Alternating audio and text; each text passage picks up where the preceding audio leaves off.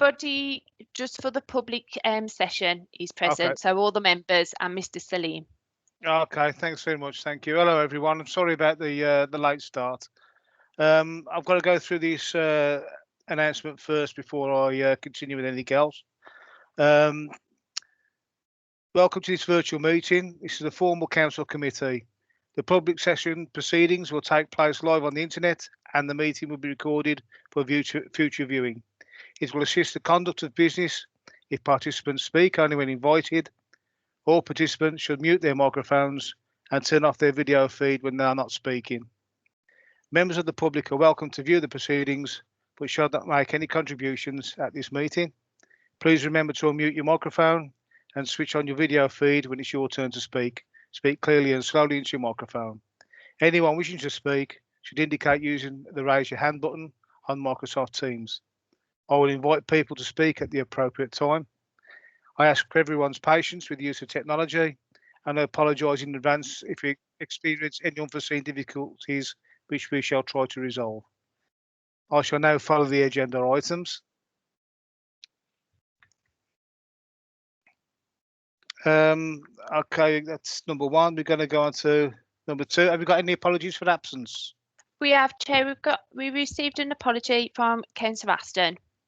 Okay, I did get that off Adam. Yeah, that's fine. Thank you. And we got an appointment for a substitute, which is Mr. Councillor Tyler. Is that correct? That's correct, yeah. Okay. Any declarations of interest on the members' code of conduct? No. Okay. And to confirm and sign the minutes of the meeting held on the 14th of January 2021 as a correct record. Can we do that? Does everybody agree? Yeah, I agree. Right, I'll take that. Yes, thank you very much indeed. Thank you. And then we have item number 6, COVID-19 update, pages 1 to 2. And I think Simon will be doing that one. Yep. Simon. Thank you, Chair.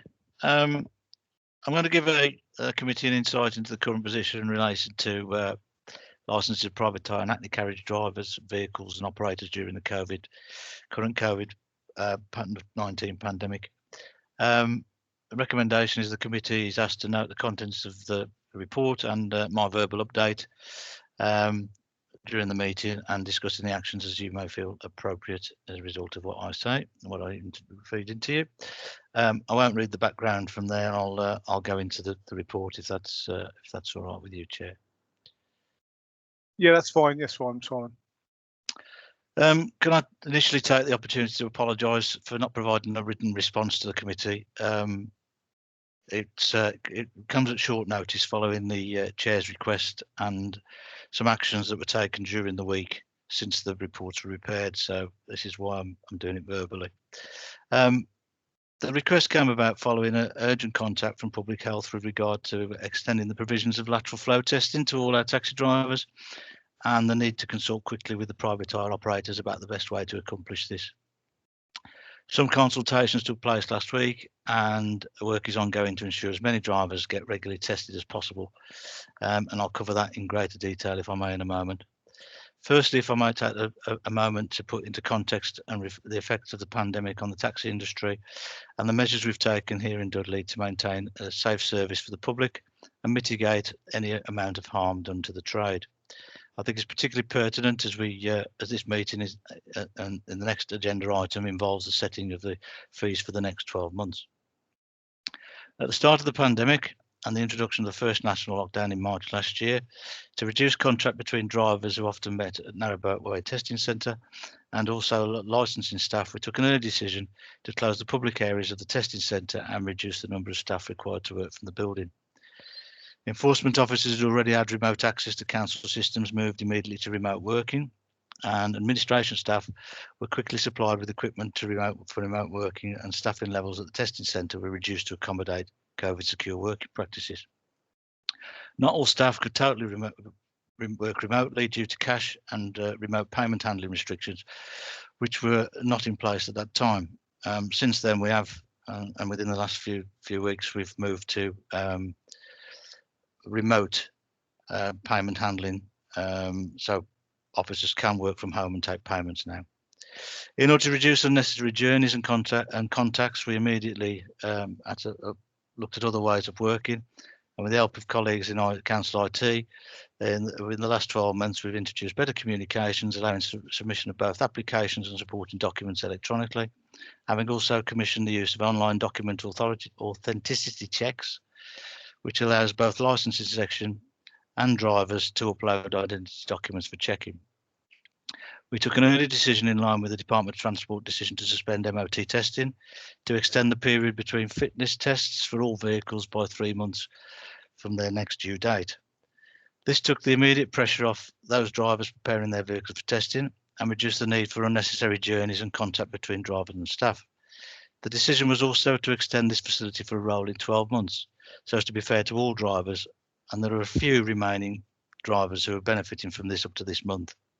The decision to do this impacted on council revenues by a 6-figure sum, but a large proportion of this has been promised to be replenished by central government under COVID emergency funding. Some of that will be covered in the next agenda item. The decision to do this was warmly welcomed by drivers and operators who I think appreciated the fact that we recognised the impact of lockdown and the uncertainty of the situation would have on them financially. During the current lockdown, we've asked again to look at whether there are measures we can apply to drivers financially, but at the moment no decisions have been made. And the matter will be looked at again following fee setting discussions this evening. We signposted a number of grants available to both drivers and operators through Dudley Business First, and those operators engaging in home to school contracts and adult social care contracts have received money under the Local Authority Contractors Continuation Scheme. At the start of the pandemic, the increased demand on GPs meant a reduction in non-critical services, which has included job and driver related medicals, and has meant a number of drivers have been unable to complete annual medical examinations. Initially at the start of the pandemic, we were pragmatic in our approach and allowed extensions to drivers who successfully completed a risk assessment interview with an enforcement officer. More recently, following changes in the GP and opportunities for drivers to seek medical assessments, we've assisted drivers in finding alternative provision where appropriate. At the start of the pandemic, the role of taxis in continuing to maintain safe transport provision to the public was not reflected in the legislation, and taxis were not initially thought to be an essential transport service. There was a vacuum in relation to advice to drivers and operators, epitomised by delay in the need for passengers to wear face coverings, even though they were mandated on buses, trains and other forms of public transport. There was little or no advice from central government on whether the use of screens between drivers and passengers was appropriate or safe, and decisions were very much left to the individual authorities. The council, Dudley, contrary to a number of other authorities, took the approach that properly fitted screens would provide some protection for both drivers and passengers, and gave approval for screens in private hire vehicles provided they were appropriately fitted with no interference or likely compromise to overall safety of the vehicle, i.e. no interference with airbags, seat belts or the exits and entrances to the vehicle. There is no doubt that the pandemic has an impact on driver numbers and vehicles, and we continue to monitor the effect of the pandemic on numbers of drivers and vehicles. With regard to drivers, there is forecasted this year significant reduction of up to 80% of new driver applications, and probably expected to switch due to the uncertainty from 3-year licenses to 1-year licenses. We've already projected a 9% decrease in 3-year licenses. Although that is reflected in a 13% increase in 1-year licenses. There's also effect on 3-year dual and 1-year dual licenses, resulting in an overall forecast of a reduction of 3% in our driver numbers. In the 18 months up to the end of the year, we've distinct change in types of vehicle being licensed. And again, we've seen a reduction in Hackney carriage type vehicles, and at the same time, an increase in private hire vehicles. I don't think this is due to COVID particularly, more just to a trend that away from ranking of vehicles due to the introduction of better app-based services. New vehicle applications are forecast to be down by about 25%, and the testing, which is impacted by the 3-month test extension, is forecast to be down by about 48%. Finally, if I can move on to the lateral flow testing. I think that everyone's aware that of the quick screening provided by lateral flow tests, and have become an important as a result of the new variants of COVID appearing, particularly at the tail end of last year in the community, and the fact that the percentage of people are asymptomatic and infectious while not displaying symptoms. As I say, around November, December, mass lateral flow testing was made available to councils, and it was adopted in Dudley to impact on essential services due to the availability of devices.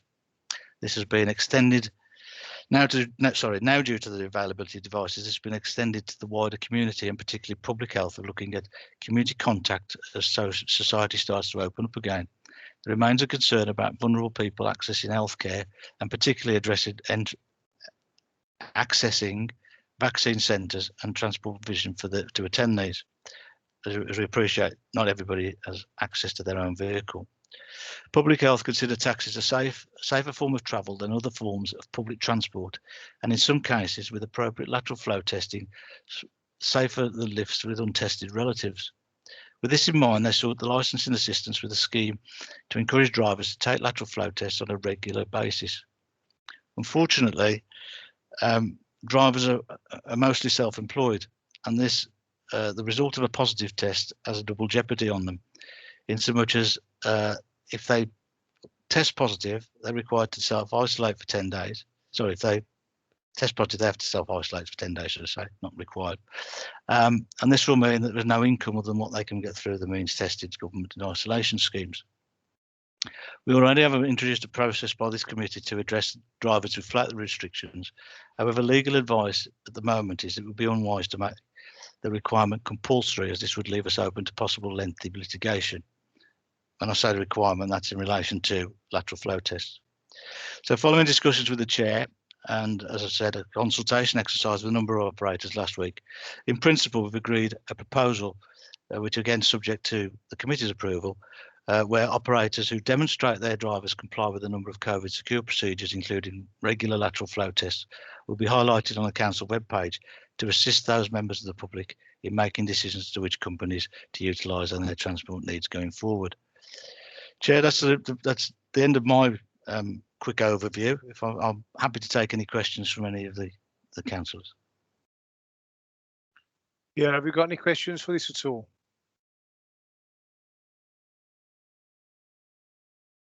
No, this seems okay, Simon. So we've noted the contents of the report and the verbal update provided by the officers, and it's deemed appropriate. Is that correct? Yeah, we're okay with that. Yes, Chair. Okay. Yes, Chair. Yes, Chair. Thank you very much. Okay, we move on to thank you, Simon. We move on to option number item number 7, sorry, which is to consider the revision of fees for private hire and Hackney carriage licences administered by the committee. And that's you. Is that you again? I think it's me again, Chair. Sorry, I was just getting it. Unfortunately, I'm working electronically, so I was just swapping screens to get Okay. my report up. Right. Agenda item 7, I believe. Yeah. We're here to consider the revision of fees for private hire and Hackney carriage licence administered by the committee. Recommendations: the committee considers the information contained within the report and agree to offer its recommendation of no increase in fees to ensure the council maintains a neutral cost position in relation to the administration of private hire and Hackney carriage licences. The fees for private hire and Hackney carriage licences administered by Dudley MBC are set annually by the Taxi Licensing Committee. The fees for private hire and Hackney carriage licences were last reviewed by the committee in February 2020. Council is only permitted to set fees for taxis and Hackney carriages to the amount that is ascertained as being the cost of administration of the licensing function. This includes enforcement, administration, and ancillary costs relating to members meeting to determine certain licence applications. Fees received in respect of private hire and Hackney carriages are not refunded if the application is withdrawn or refused. In considering the revision of the licensing fees, the committee wishes to compare the fees charged by a council with those of neighbouring authorities. A table showing these comparisons is attached to Appendix 1. The budget set for 2021 has been set on a 0% uplift inflationary increase for salary, and have been built in for the operational efficiencies have been targeted to partly mitigate the impact of this. Over the last three-year cycle, we're forecasting a deficit of 137,000. During this period, income levels had been fairly consistent, but have been adversely affected by the impact of COVID-19 lockdowns during 2021. Wage costs have increased due to inflation, but efficiencies have been generated to mitigate the impact.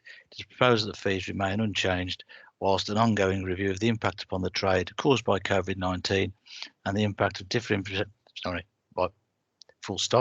The impact of differing percentage increases on individual fees is outlined in the strategy pursuits in Table B. Now, at this point, if I can, I'd like to hand over to Ian to give a little bit more background in relation to his calculations. Thanks, Simon. Good evening, everybody. My name's Ian Grosvenor. I'm the Senior Principal Accountant supporting Simon in relation to licensing fees. I suppose the first thing to say on Table A, the thing to note, I suppose, is that in over that 3-year cycle, that costs have been fairly consistent. Expenditure 697 in 18-19. Complete coincidence, but effectively exactly the same figure in 19-20. And that's fairly consistent with what we're proposing to set as a draft budget for 21-22. Clearly, 2021, the costs are lower in the current year, and in the same way as where we're seeing a reduction in income from taxi fees, clearly there's an element of variable expenditure in relation to those fees, notably around the testing and our costs that we pick up direct from transport are less due to the reduced activity. In terms of income, again in 18-19, 691, 714 in 19-20, and we're setting a budget on the 694, which represents the break-even position. Clearly, in 19-20, you could argue that we're starting to see a little bit of an acceleration in terms of income levels, and on that basis, taking 19-20 in isolation, we made a surplus in that year of around 17k, which partly did mitigate the impact of the deficit in 18-19 of 6. So over that 2-year cycle, a net surplus of £11,000. Clearly, 2021 is the fly in the ointment with the forecasting to achieve 501 as an income level for 2021. The argument for 21-22 being set at 694. Clearly, as Simon's already alluded to in paragraph 7 there, that there have been inflationary increases on salary costs in line with agreed pay awards. The 2021 pay award was actually 2.75%, where we'd budgeted for 2%, so an extra 0.75% had to be factored in there. We've also got obviously the pay award for 21-22 is a pay freeze year, with the exception of the lower paid receiving a £250 flat pay award. That does, in terms of licensing with the licensing clerks, that does relate to all of those. So proportionally, licensing is I'll say a lower paid area that benefits more from that uplift in price, in salary costs. Sorry. Going the other way, we've got some reductions in costs for superannuation. And the reason for that is that the employer's contribution towards superannuation costs is reducing from 23% to 21.4%. But also there's a proposal in the medium-term financial strategy to reinstate or the removal of mandatory unpaid leave. And ultimately, overall, within the licensing function, that is adding around a £12,000 increase to the overall cost base for the salaries within the licensing service. The taxi proportion of that typically runs around the 80% mark of the total cost based on time and motion studies. For 21-22, that's coming out just over 78%. And so, as paragraph 7 suggests, although there is an increase in salary costs, there's a drive to generate further efficiencies to try and mitigate that. In the same way, as Simon's already alluded to, that we've already seen around a 3% reduction in the trade numbers.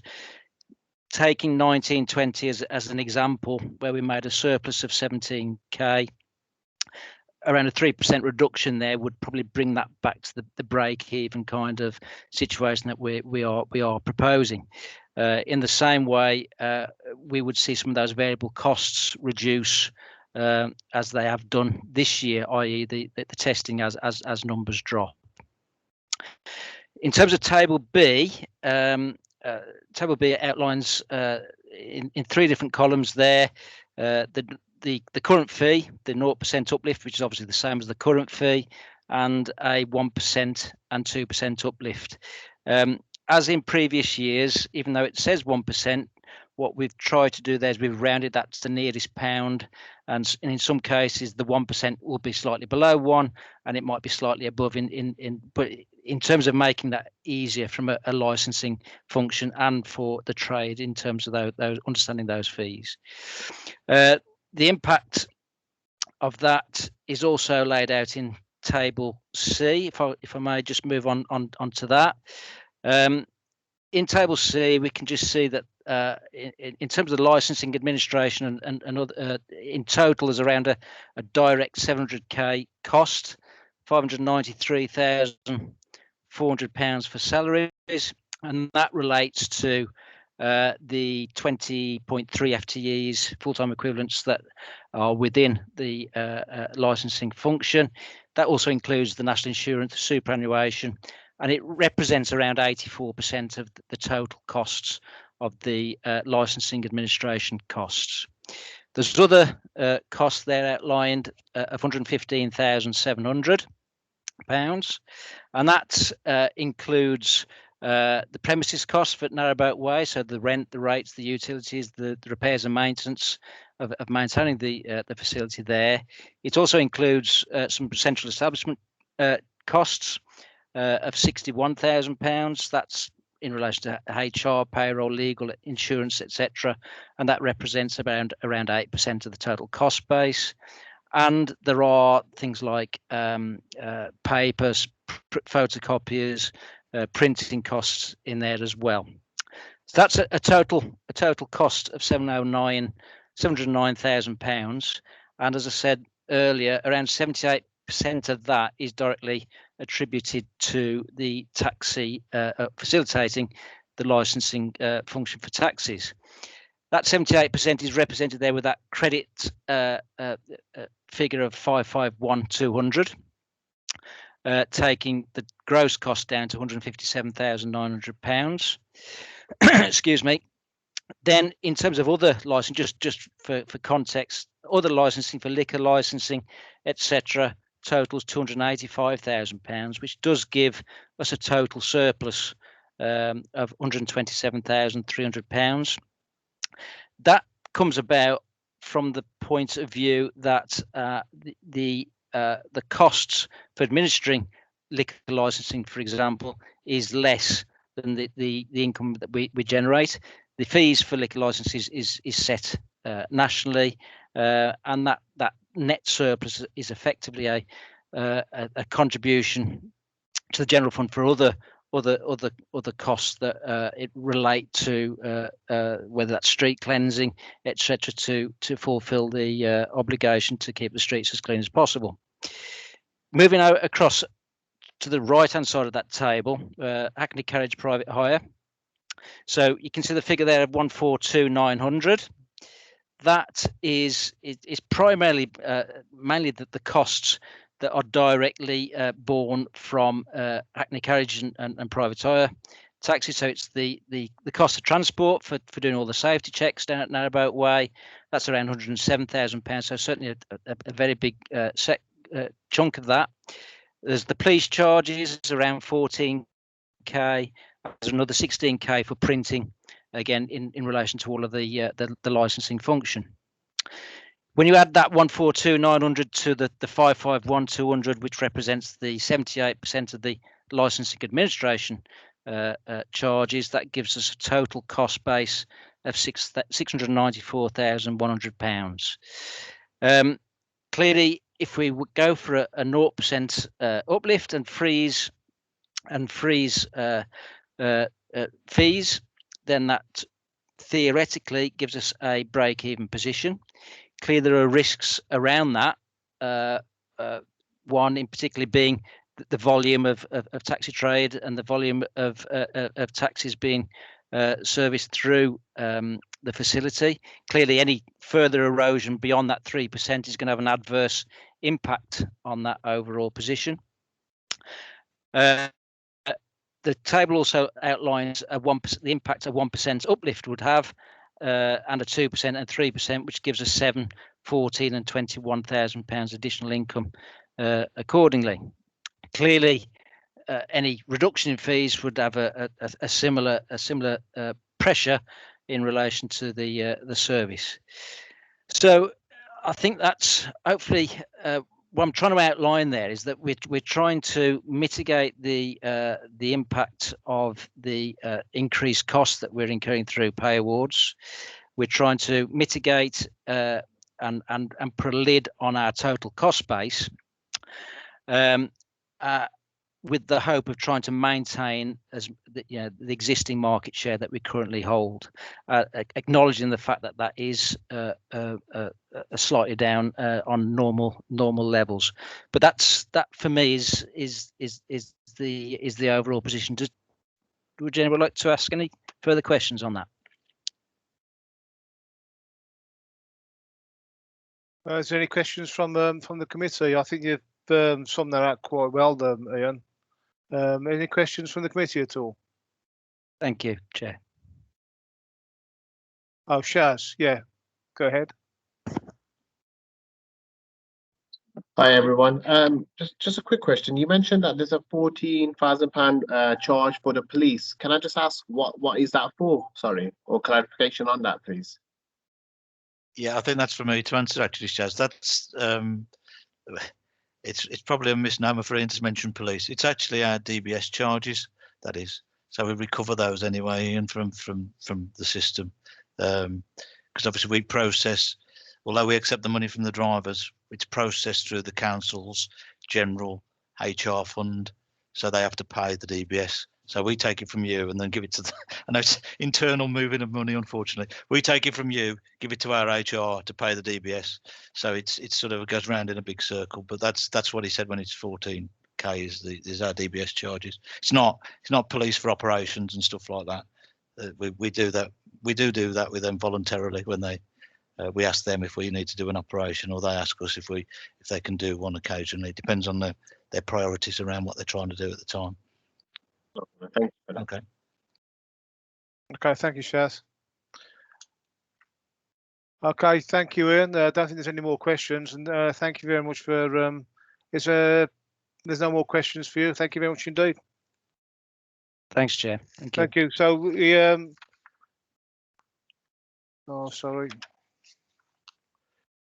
So we consider the information contained within this report and officers accept the officer's recommendation of no increased fees. Does everybody agree with that? Yes, Chair. Okay, thank you very much. Thank you. Chair. Thank you very much. And we go on to option number 8. Item number 8. I think. At the back. Okay, here we go. And to consider any questions from members to the chair with 2 clear days' notice has been given to the monitoring officer. None received, Chair. Okay, thank you very much. And now we have a resolution to exclude the public and press. And so, have we got any public or press here? We do, Chair. So if that movement is agreed, then we will be asking them to leave the meeting and the recording will stop.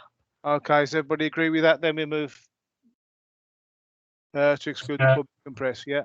Okay. Then we go on to option number 10 then. Okay, so can we, Lisa, can you stop the recording, please?